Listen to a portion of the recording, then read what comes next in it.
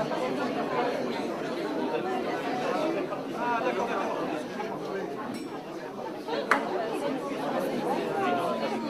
mais nous on l'a vu honnêtement, on l'a vu, il est en train, madame, on l'a vu que ce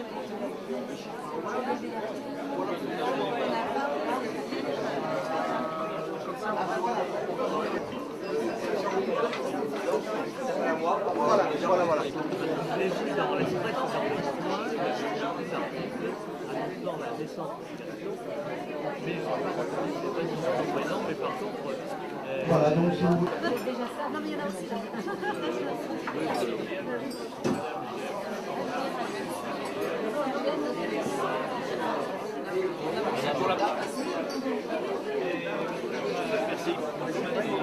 Allez, Jean-Baptiste.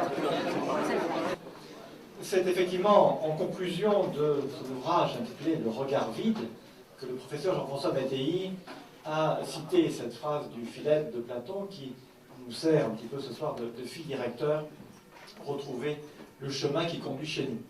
C'est dans la lumière du regard du roi Louis XVI, évoqué tout à l'heure par le prêtre dans son homélie, que je vous propose, très brièvement, j'espère être bref, eh bien de faire une sorte de relecture de ce court passage du Philèbes.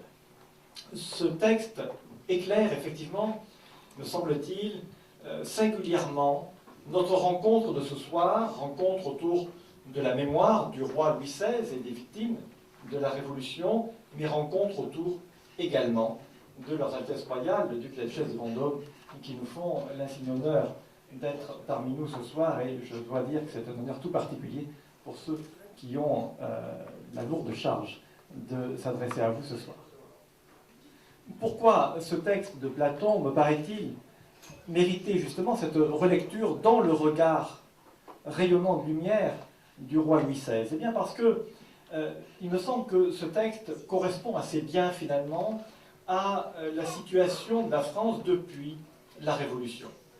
Il faut pour cela peut-être resituer un petit peu le court passage de Platon dans le texte du Philèbes. Ce passage se situe à l'endroit où Platon se demande, ou Socrate plutôt, demande finalement si une connaissance théorique de la perfection de l'idée parfaite, de l'idée divine, dit-il, de la sphère et du cercle, eh bien, suffit à notre connaissance. Et la maïeutique socratique fait dire à l'un des disciples que cette connaissance-là est bien évidemment tout à fait insuffisante et ne permettrait certainement pas, justement, de retrouver le chemin qui mène chez nous. Eh bien, il me semble que depuis le 21 janvier 1793, la France a un petit peu perdu aussi cette connaissance du chemin qui mène chez nous, qui conduit chez nous. Nous sommes un petit peu dans une situation dans laquelle, justement, ce rattachement, ce rattachement où il y a des abstractions très, très générales et très généreuses d'ailleurs parfois, eh bien, nous fait un petit peu sortir de nous-mêmes. C'est le constat duquel je voudrais partir, ce constat finalement un petit peu surprenant au fond, d'une France comme sortie d'elle-même. Et j'essaierai de voir eh bien, quelles seraient les causes possibles de cette situation et aussi les moyens de retrouver justement peut-être le chemin qui conduit chez nous. La France me paraît effectivement comme sortie d'elle-même depuis justement ce 21 janvier 1793. Cela n'a pas manqué de frapper d'ailleurs les contemporains. Cette césure, cette fracture entre avant et après. On se souvient du mot de Chateaubriand disant que quiconque n'a pas connu la France d'avant la Révolution ne sait pas ce qu'est la douceur de vivre. Nous ne savons pas ce qu'est la douceur de vivre, sans doute, bien que nous en ayons sans doute ici ce soir tout de même un petit écho. Donc il y a vraiment cette conscience chez les contemporains d'une césure entre ce qu'était la France d'avant et ce qu'elle a été après. De manière plus radical encore, et de manière plus profonde peut-être aussi, Tocqueville a cette expression tout à fait extraordinaire lorsqu'il dit que les Français sont le seul peuple au monde à avoir décidé, un beau jour, si tant est que ce jour-là fut beau,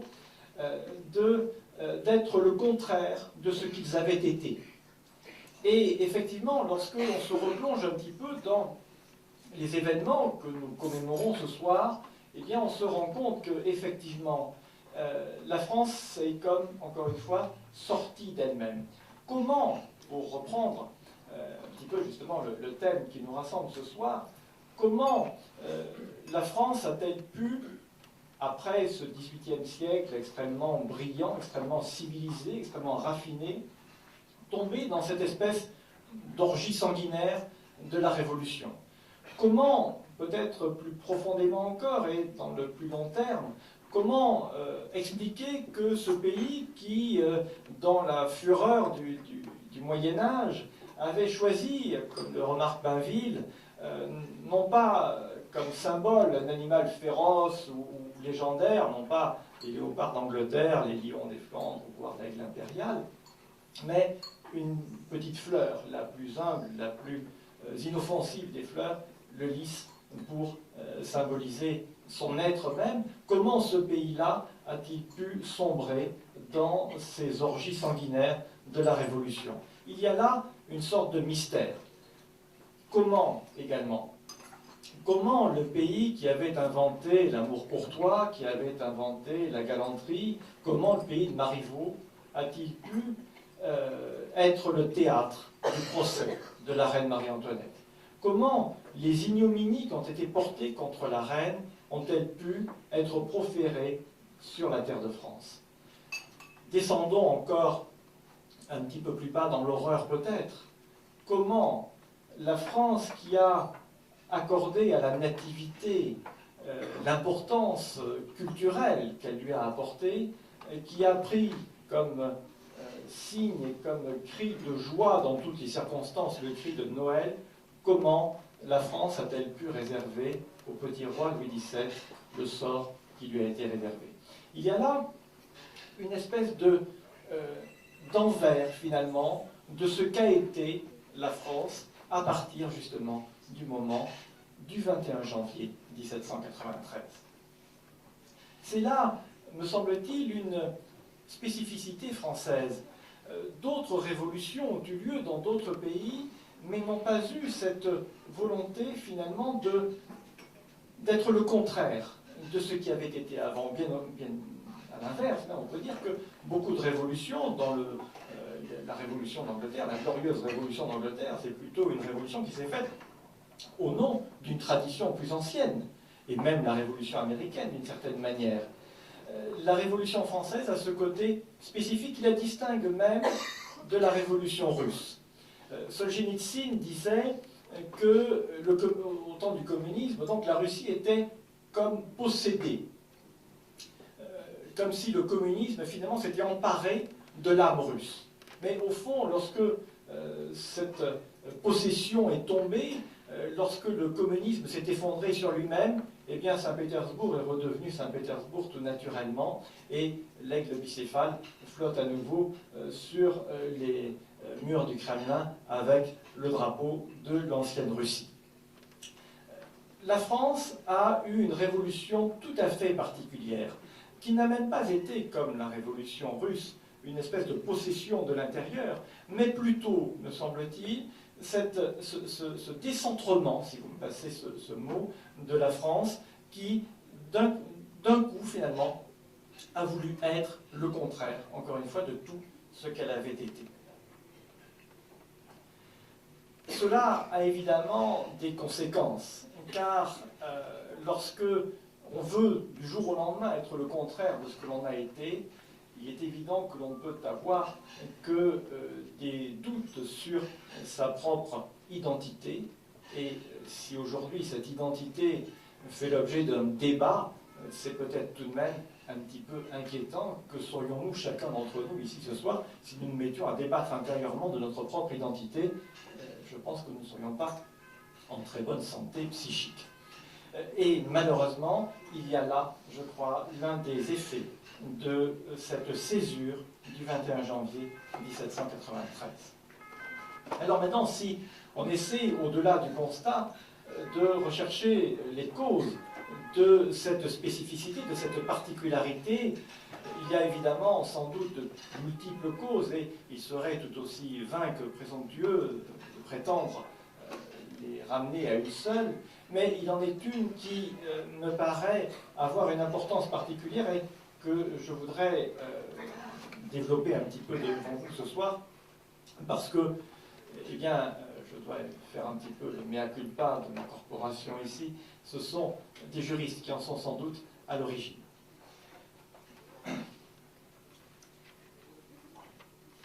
Madame Chantal Delsol, l'année dernière, à cette même date, avait centré son intervention, ceux qui étaient là s'en souviennent sans doute, sur l'idée de désincarnation notamment du pouvoir politique. Eh bien, parmi les causes de cette situation de fait que je viens de décrire, il y a, je crois, cette désincarnation du pouvoir politique.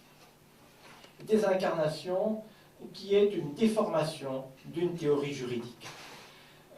Une grande théorie juridique. Les juristes français du Moyen-Âge, à partir de Philippe Auguste et encore Philippe le Bel, ont eu l'idée de concevoir le pouvoir suprême à partir de la personne du roi et d'abstraire la souveraineté du souverain.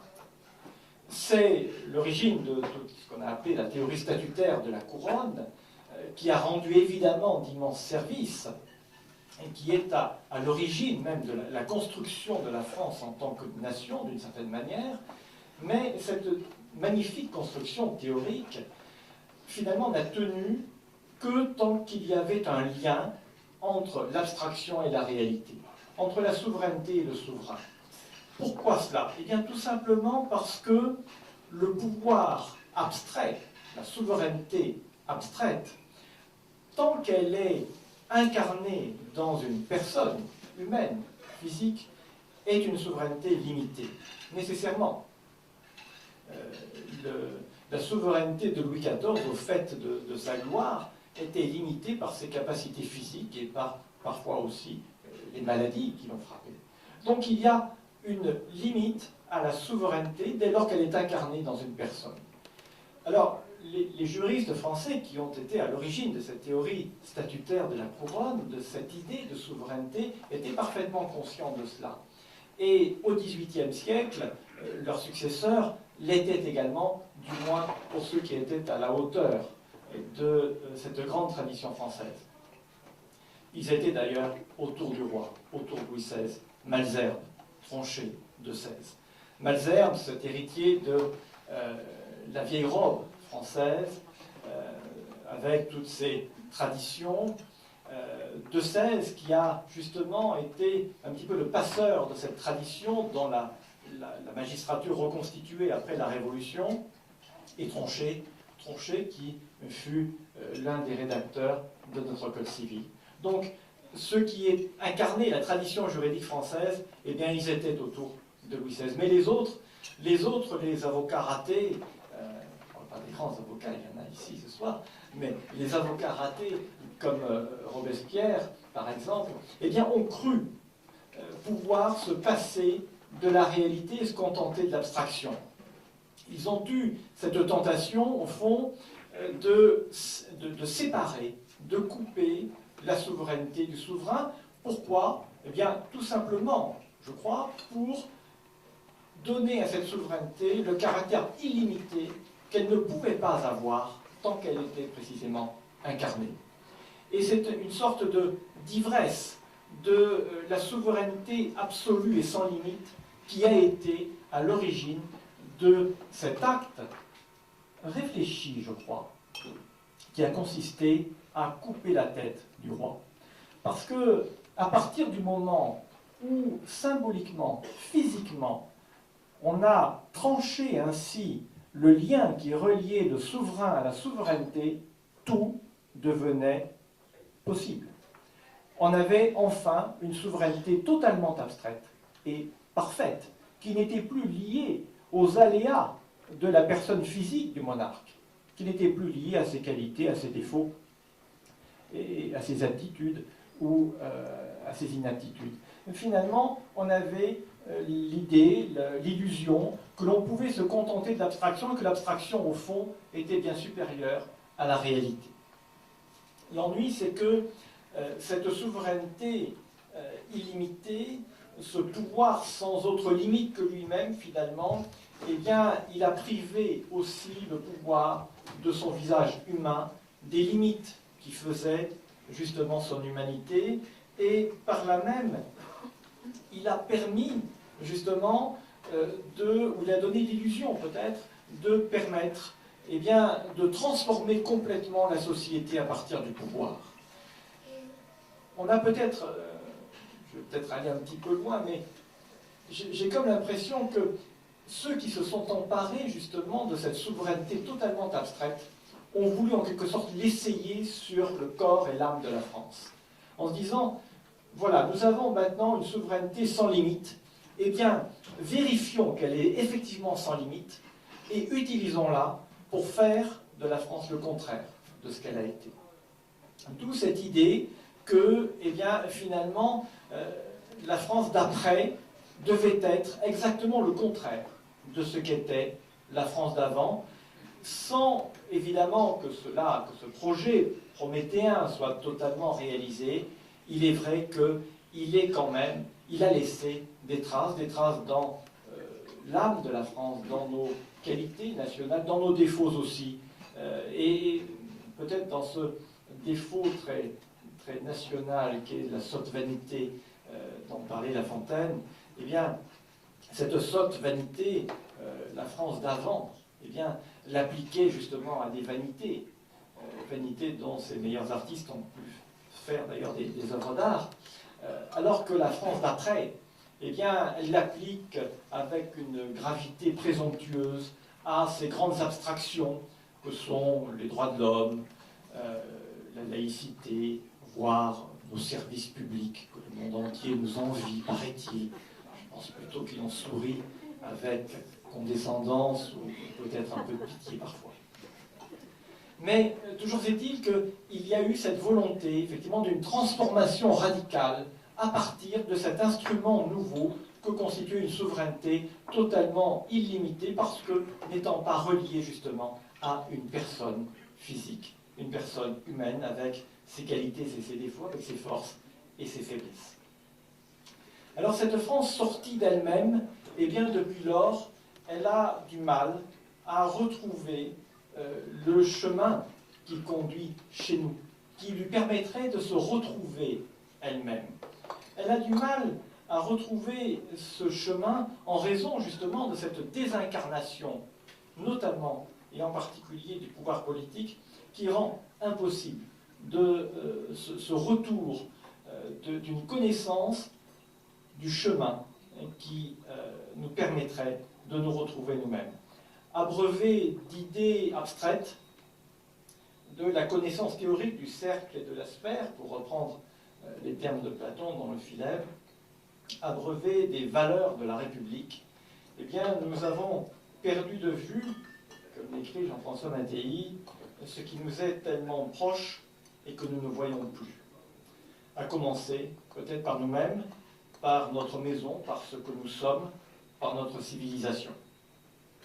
Nous avons donc besoin de retrouver une incarnation du politique qui constitue la clé de voûte de ce que nous sommes, car la France est essentiellement une construction politique. C'est la raison pour laquelle, Monseigneur, Madame, je dois vous exprimer tous nos remerciements très profonds pour votre présence ici ce soir, qui, avec le prince Gaston, nous donne à voir justement ce chemin qui pourrait nous permettre, sans aucun doute, de retrouver notre maison, de retrouver ce que nous sommes, de nous retrouver nous-mêmes ensemble. Merci.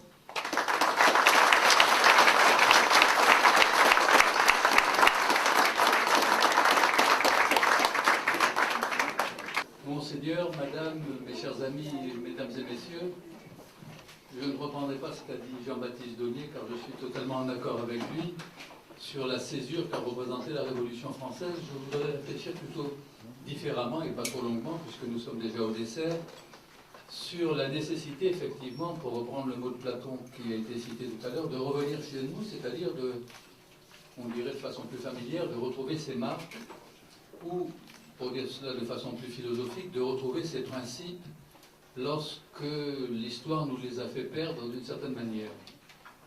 Puisque nous sommes en Provence, ou à la limite de la Provence, à Marseille, je voudrais partir d'une remarque du poète René Char, de l'île sur la Sorgue, comme vous le savez, qui faisait remarquer dans un texte de 1943 qui s'appelle Fureur et mystère, que la société de l'époque, à savoir la société française et plus exactement la société européenne, puisque nous étions en pleine guerre mondiale, était malade.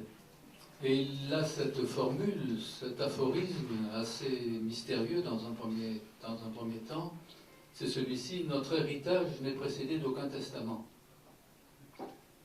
Notre héritage n'est précédé d'aucun testament. C'est-à-dire que pour René Char, un homme d'action, un dirigeant de la résistance, et peut-être le plus grand poète français, nous avons bien un héritage intellectuel, culturel, spirituel, religieux, mais nous n'avons pas de testament qui nous dise ce que nos prédécesseurs attendent de nous. C'est-à-dire qu'il y a une sorte de coupure entre les temps anciens et les temps modernes. Alors cette coupure, elle est manifestée, sans jeu de mots, par la décapitation du roi, qui a été une coupure épistémologique, comme disent certains philosophes, mais une coupure historique encore plus grande, de telle manière que la France a perdu d'une certaine manière son origine monarchique, mais aussi bien son origine culturelle en tant que telle. Alors je voudrais simplement faire une remarque, puisque c'est l'année Albert Camus aujourd'hui, autre coupure importante, puisque le 4 janvier 1960, Camus se tuait dans la Facel Vega de son ami Gallimard. Je voudrais reprendre la remarque que fait Camus dans L'Homme révolté à propos de la mort du roi Louis XVI. Alors, je vais porter le texte ici pour ne pas me tromper. Voici ce qu'il dit. C'est un répugnant scandale d'avoir présenté comme un grand moment de notre histoire française l'assassinat public d'un homme faible et bon. Je vous rappelle que Camus était républicain, qu'il a même créé à Alger un journal qui s'appelait Alger républicain, qu'il était même, à l'époque où il a écrit L'Homme révolté, très proche du Parti communiste. Et c'est cet homme qui, faisant passer toujours la défense de l'homme, et pas simplement du roi de France, mais la défense de l'homme ou de l'humain dans l'homme avant toute chose, est allé contre son propre monde, l'extrême gauche de l'époque, ou en tout cas la gauche qui se réclamait du progressisme, pour montrer que l'assassinat, puisque c'est le terme qu'il utilise, il ne dit même pas l'exécution, mais l'assassinat du roi Louis XVI a été une monstruosité dans l'histoire de la France. Et il ajoute, on en a terminé avec le roi Louis XVI, avec la douceur, la perfection que cet homme apportait à ses derniers instants. Et il ajoute, au moment de mourir, le roi se laisse aller frémissant aux mains ignobles du bourreau. Et ensuite, dans tout le passage en question, Albert Camus insiste sur le fait que le roi prêtre, comme il l'appelle, le roi prêtre, en mourant de façon aussi noble et dans des mains aussi ignobles, c'est-à-dire privé de toute noblesse, puisque c'est un assassinat pur et simple, et un assassinat qui, en outre, n'avait aucun fondement juridique, puisque, comme vous le savez, l'acte d'accusation du roi n'était absolument pas justifié juridiquement, et il n'y avait rien dans l'arsenal juridique de l'époque qui permette d'imputer quelque chose au roi de France, et a fortiori de l'exécuter. C'est donc en ce sens que Camus parle justement d'assassinat. Alors pourquoi est-ce que je parle de Camus? Pas simplement à cause de l'anniversaire de sa mort, mais essentiellement parce que Camus, d'une certaine manière, a insisté dans toute son œuvre, que ce soit dans L'Homme révolté, ou que ce soit dans Noces ou dans L'été, quand il écrit sur ce qu'il appelle la pensée de Midi, c'est-à-dire la pensée méditerranéenne, quand il insiste sur la nécessité de retrouver une unité politique, humaine et civilisationnelle dans un monde qui a perdu totalement toute racine et qui ne sait plus, pour reprendre la phrase de Platon que nous citions à l'heure, qui ne sait plus comment revenir chez soi, c'est-à-dire comment retrouver son origine ou son fondement. Je vous rappelle, et beaucoup d'entre vous le savent et l'ont lu, que le dernier ouvrage inachevé de Camus, dont on a retrouvé le manuscrit de 144 pages dans la sacoche tachée de sang de la Facel Vega écrasée contre un platane, ce dernier texte qui s'appelait Le Premier Homme, mettait en scène précisément un homme nouveau qui aurait réussi à retrouver les fondements ou les origines de la véritable culture française et au-delà, pour Camus, de la culture européenne. Quand vous lisez ou quand vous relisez L'Homme révolté, mais aussi bien le mythe de Sisyphe ou d'autres grands textes de Camus, des textes, disons, à dimension politique ou à dimension morale, vous voyez que Camus insiste sur le fait que l'Europe, ou comme il l'appelle encore à son corps défendant, l'ignoble Europe, qui a créé 2 guerres mondiales, car je rappelle tout de même que la culture européenne, la culture de Bach, la culture de Kant, la culture de Baudelaire, la culture des plus grands esprits européens, a créé tout de même au XXe siècle 2 guerres mondiales pour la première fois depuis l'apparition de l'Homo sapiens sapiens, c'est-à-dire que la culture a débouché sur un véritable, comme le dit le même Camus, sur une véritable barbarie, d'où le problème de savoir quel est le statut de la culture, comment expliquer que les césures dont nous parlions tout à l'heure ont entraîné autant de bouleversements, autant de régressions d'ordre religieux, d'ordre moral et d'ordre politique. Et Camus demandait dans L'Homme révolté ou dans notre texte qu'il soit possible aux hommes d'aujourd'hui, les Français en particulier, lui qui n'était pourtant que français, si je puis dire à moitié, né d'une mère espagnole, Madame Synthèse, sourde, quasiment muette, analphabète. Il lui dédiera son dernier livre, donc Le Premier Homme, à toi qui ne pourras jamais lire ce livre, puisque cette femme était analphabète, et ce n'est pas à 65 ou 70 ans qu'elle allait apprendre l'alphabet, les 25 lettres. Son père, lui, était d'origine normande, mais il avait vécu toute sa vie en Algérie comme simple ouvrier. Donc c'était quelqu'un qui sentait très bien ce que c'est que la culture, surtout lorsque l'on en manque. Vous savez qu'il a été boursier, et que c'est grâce à son instituteur, M. Germain, qu'il a réussi à aller contre sa propre famille et contre sa propre grand-mère, qui refusait évidemment de lui permettre de rentrer en 6e, et qui voulait le faire travailler tout de suite à 11 ans ou à 12 ans.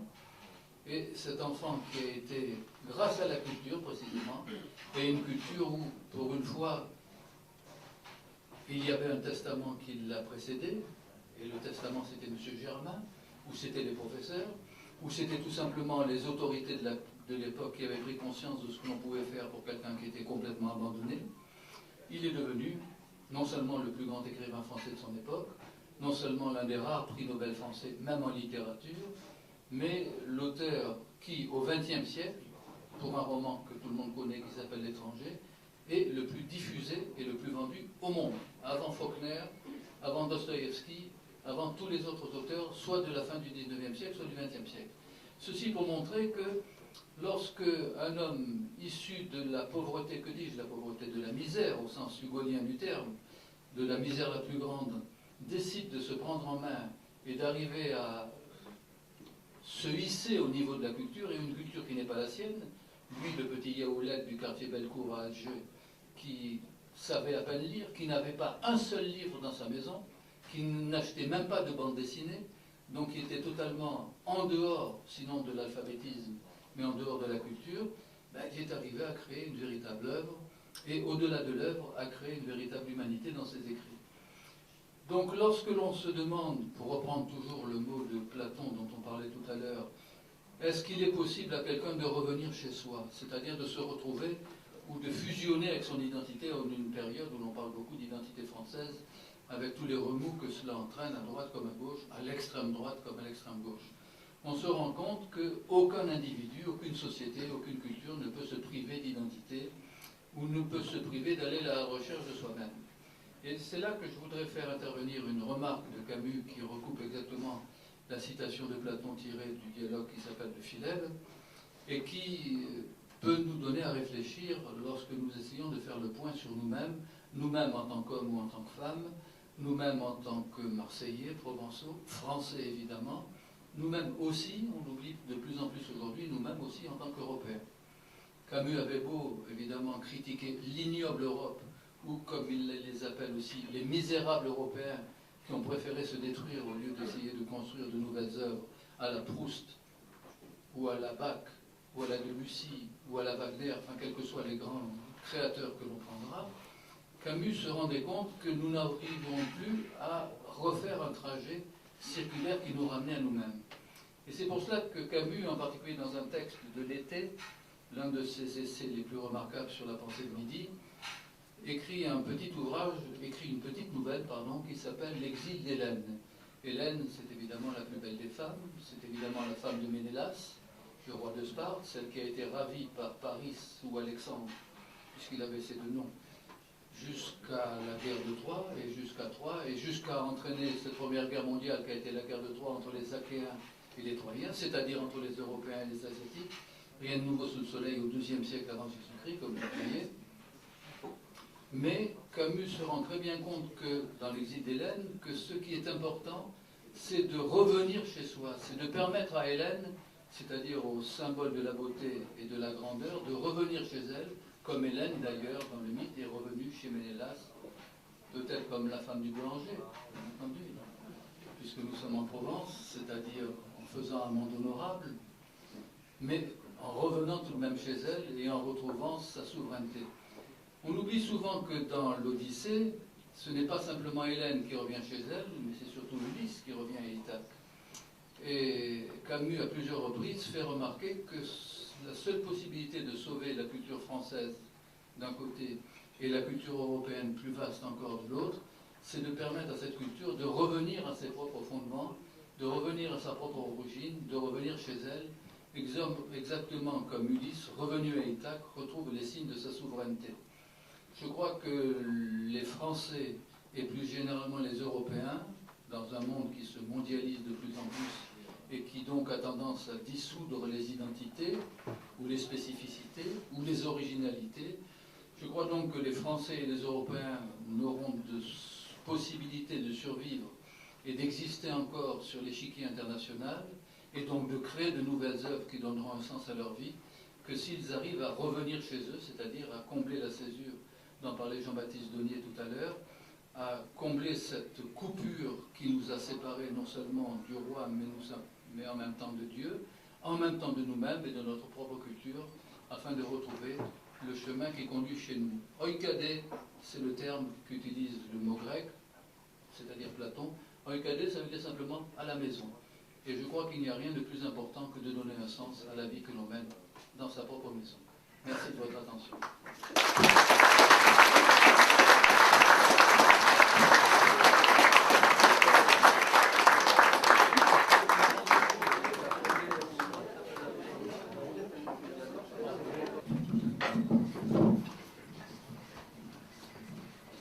Avant de commencer mon propos, je souhaiterais tout d'abord m'excuser auprès de vous pour ce retard pris dans le début du dîner, ce côté peut-être peu protocolaire de venir à trois avec un petit bébé. Alors ça nous a fait prendre un peu de retard et je voulais m'en excuser auprès de vous. Et puis avant de continuer, j'avais une requête à vous faire pour ceux qui ont pris des photos ce soir, ici, si vous voulez bien les garder à usage privé. Il y a eu suffisamment de photos qui ont été prises à l'église et à la sortie pour que voilà, ça reste entre nous, si vous le voulez bien. Je vous remercie d'avance. Le retour à la maison. Je vais partir de ce postulat. Pour moi, ça veut dire beaucoup. Quand nous rentrons de voyage avec mon épouse et Gaston, à chaque fois que nous rentrons à la maison, c'est la paix et la sérénité. J'ai eu l'habitude aussi avant de parcourir le globe, et plus je parcours le globe, plus je suis attaché à mon pays. Et plus je fais de séjours importants à l'étranger, je découvre d'autres cultures, d'autres horizons, et plus je deviens fidèle à ce qu'est mon pays, à ses composantes, et plus je m'ancre, et plus je cherche à trouver mes racines. Ça, c'était le deuxième point. Le troisième point, Notre famille a retrouvé le chemin de la maison depuis peu. Comme vous le savez, nous avons eu à subir depuis la Révolution française un certain nombre d'exils. Un premier de la Révolution de 93 jusqu'à la Restauration. Un deuxième à la fin de la Révolution de Juillet jusqu'en 1871. Et puis un troisième de 1887 à 1950. Donc pour moi, le retour à la maison, comme vous le voyez, ça veut dire beaucoup. C'est vrai que la Révolution est passée par là. Jean-Baptiste Donier et le professeur Mattei l'ont bien dit, il y a eu une rupture. En coupant la tête de Louis XVI, finalement, on s'est un peu amputé quelque chose de nous-mêmes. Et depuis, on est complètement déboussolé. On a pourtant recherché, à travers un certain nombre d'institutions, à travers un certain nombre de régimes, de retrouver notre tête, mais aujourd'hui encore, on se pose la question de notre identité. J'aime à dire que pour savoir où on va, il faut savoir d'où on vient. La connaissance de nos racines, l'histoire qui nous permet de connaître nos racines, en est un des éléments importants. Et quand on voit le projet politique d'avant la Révolution, ça a toujours été un travail étroit entre les princes, l'Église et le peuple. Et pour moi, ces trois composantes sont fondamentales pour retrouver un destin.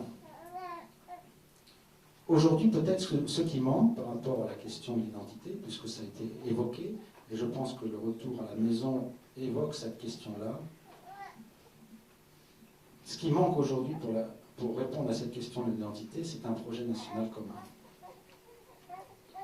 On a évoqué le rôle des rois. C'est vrai que quand on regarde notre histoire récente, certaines idées ont pu être ce point, ce commun dénominateur qui ont fait que certaines composantes de notre société, qui sont différentes, se sont mises ensemble.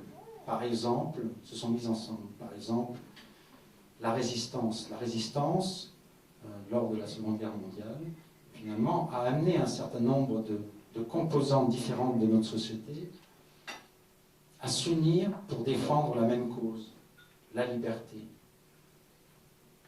Le prêtre l'a évoqué ce midi.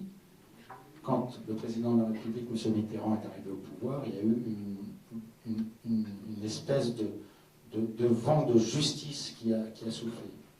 Alors peut-être que la justice était mal placée, mais il y a eu vous voyez, il y a eu des éléments qui ont réalisé une certaine cohésion entre les différentes composantes de notre société et qui ont permis à notre société d'avancer, à notre pays d'avancer. On parlait de la figure des rois. Il me semble qu'il n'y a rien de mieux que les princes et les rois pour rassembler. Et je pense que ce qui manque aujourd'hui, c'est bien sûr le projet, mais ce sont peut-être aussi des hommes et des femmes politiques qui ont cet esprit de vouloir rassembler. Aujourd'hui, cette année, on fête les 400 ans de la mort d'Henri IV.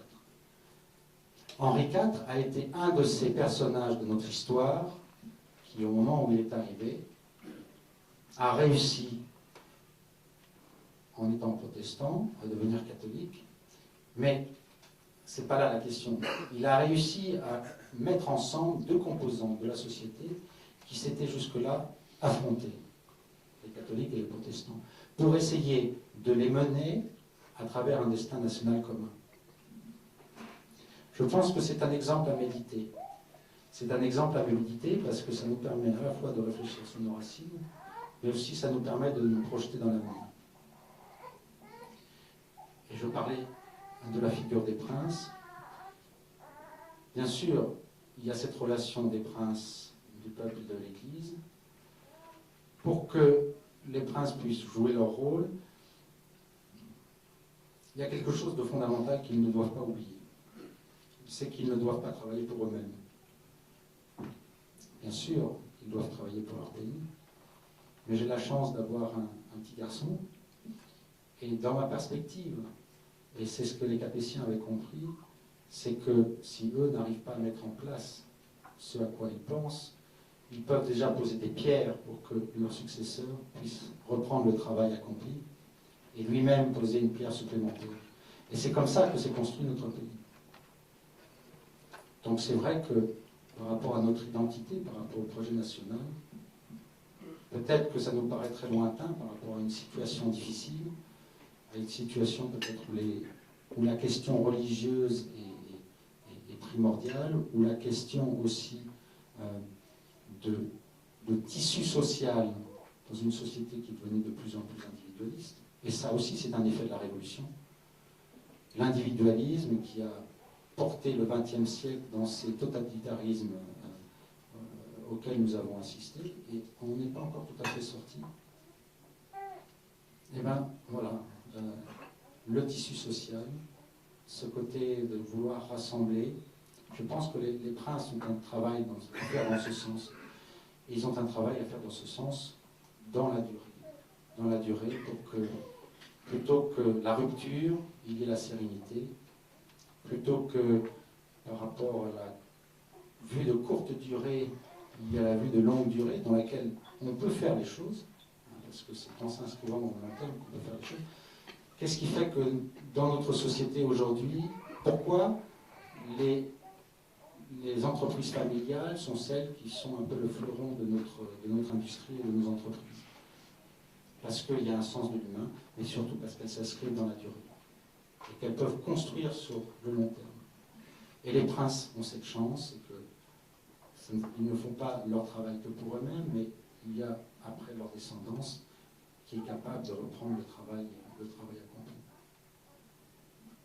Et pour retrouver le chemin de la maison, me semble-t-il, il faut retrouver ce travail qui a permis à notre pays d'être ce qu'il est, la relation entre les princes, l'Église et le peuple. Je vous remercie.